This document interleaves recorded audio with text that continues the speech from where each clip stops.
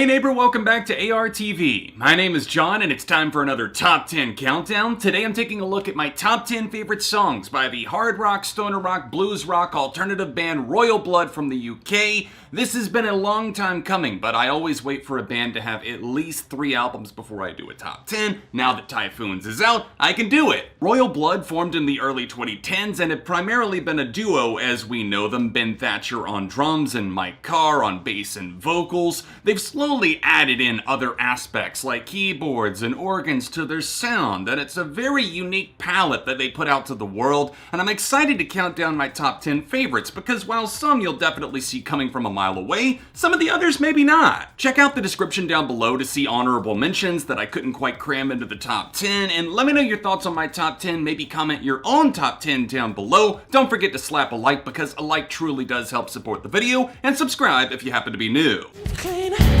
19, Lost Queen, looking on a guillotine. Buckle down on your floor, buckle down on your floor. If I had to quickly and morbidly sum up the sound of Loose Change, my number 10 pick, it's like a butcher sharpening and cleaning the knife before just jamming it right into your skull. Tantalizing riffs are definitely something in Royal Blood's repertoire, but this one really caught me off guard because of how open and dirty it sounds. It closes out with this ending jam session that feels very loose, not necessarily concrete, tied to one particular idea, and then it sends the track over the moon.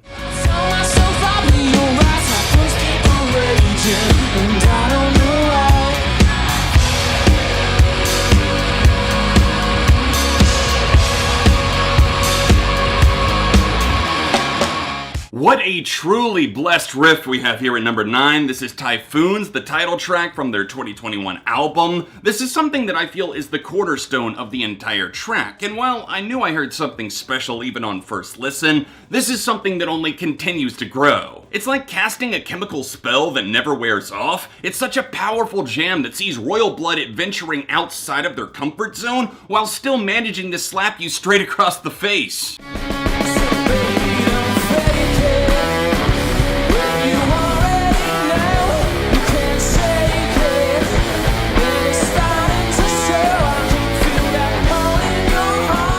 There's a lot of dark arts energy swirling around this one from the start. It's a truly addicting cut from their 2017 album, How Did We Get So Dark? I think Hole in Your Heart is pretty underrated. It opens up with kind of this creaking organ. It feels like a very sinister song, like you're trapped in a dark tunnel underground somewhere, but slowly they break into the light as Mike lays down what I feel are some of his best recorded vocals ever. Whiplash riffage crunches like a punch to the throat, and they truly do not miss for the entirety of the track.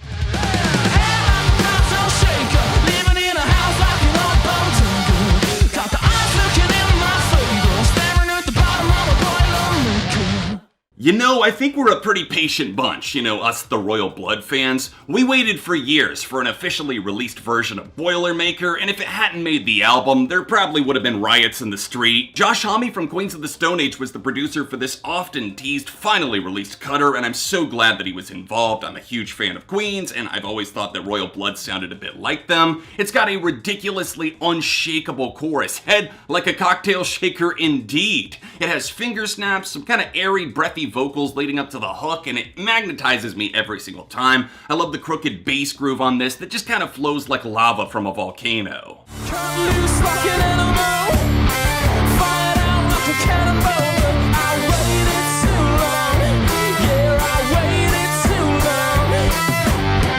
Got high from a holy vein, crashed down in a hurricane. 10-Ton Skeleton literally fires out like a cannonball at number 6, just like the lyrics would imply. This is a song about getting fucked over by an ex-lover and the anger, the hatred that's building in your heart because of that, not knowing what to do with it, where to put that energy, where should your focus be? The grimy bass sounds like it was warped through the desert dimension before snapping back to whatever future we're all living in now. There's a lot going on, but it's so fiery, it's so passionate that I can't help but turn this up all the way every time it comes up on shuffle.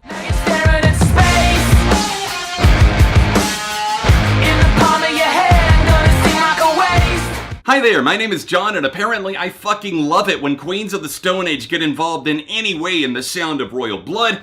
hence the bonus track that I can't believe was delegated to deluxe only status spaced off of their most recent album Typhoons. This is an absolutely stellar cut, far better than some that officially made the cut for the album, which still gets under my skin. It kind of drifts out into the unknown with a jumpy drum showing from Ben Thatcher and various keyboard hallucinations stuffed into the background along with that fiery bass riffage. I love the fact that Mike just totally wants to push something away, shove it out into space, and this song gets the job done in every single way. Let it go, 'cause I won't see you later. I'm not allowed to talk it out. Said I'd go, put myself on show, but I'm still trying to figure it out.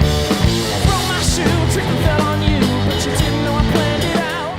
Messy relationships hardwired to self-destruct. Yeah, I'd definitely say that Royal Blood's romantic side is alive and thriving. Sarcasm aside, this is easily one of their most recognizable songs that helped them win a huge fan base. That high-octane bass showdown with some relentless drumming to boot throws this thing into maximum overdrive. You can't resist a headbang, it's just too good. It draws you in and won't let go. I've tried, but I just can't hide the truth.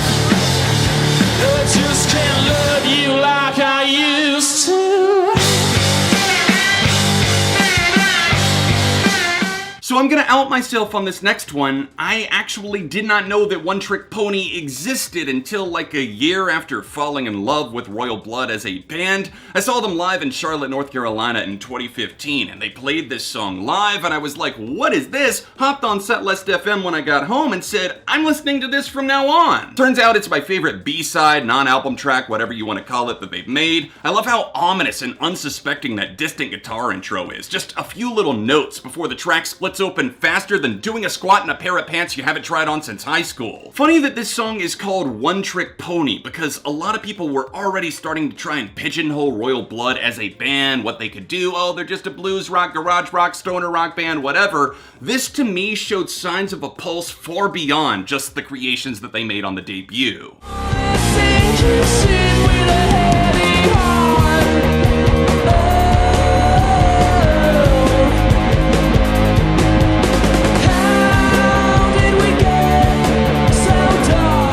When you start your second album off with a track that swings like a goddamn battering ram to break down the doors, you know that you've set the bar ridiculously high, and maybe that's why I find the rest of the tracks maybe not quite as great in comparison, but this is one hell of an opener that raises your eyebrows to the point where you can't not hear the rest of the album. How Did We Get So Dark is a magnet for everything the duo do so well. I think we all have those moments where we sit down and wonder how things fell apart, like where did it go wrong in a relationship, in a friendship, or even a working business arrangement or something. And this song talks about that, but it's not too on the nose, but it still manages to be very relatable. Of course, I think I'm preaching to the choir when I say that the climax of the song is easily the best part. Not to say that the road leading there wasn't great, but you know. You might as well glue your ears to the fretboard, because that spooky mix of falsettos repeating "How did we get so dark" while Mike's bass wails away like it's possessed by a demon, that is ecstasy in song form, my friends, and I don't think you'll ever look back. You made a fool out of me and took the skin off my back, Ryan.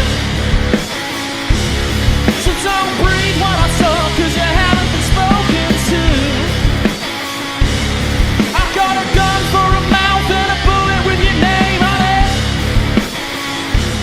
The feeling of hearing a song for the first time, one that you know you're gonna love for the rest of your life, is a feeling that is unmatched by most other things that you encounter in this universe. And I would say that Out of the Black by Royal Blood was one of those songs for me. I know the exact time and place where I was. It was early 2014. I had turned on Sirius XM in my car, and I heard this track on Alt Nation, and I was flabbergasted by the sounds that they were able to achieve. A barrage of hard rock sounds that hyper-focused on slamming drums and sparse energy before really letting it fly. This is an angry track with so much dwelling deep down. Another album opener to close out our list. I see at number 2 and number 1 we have the first tracks from both of those respective albums, but I'm gonna say this again, they know how the hell to open up a record. They gain your attention, they gain your trust, and you know you have to see what else they have up their sleeve. Thank you so much for watching my top 10 favorite Royal Blood songs countdown. If you want to leave your thoughts on my list or your own top 10 in the comment section down below, I'd appreciate it because comments and liking the video does help go a long way with helping this video in the algorithm. If you want to see another Royal Blood review I've done, then tap here for another recent top 10 countdown. All of my socials, including my Instagram @ARTVJohn, are linked in the description down below, and I'll be back soon for more on ARTV.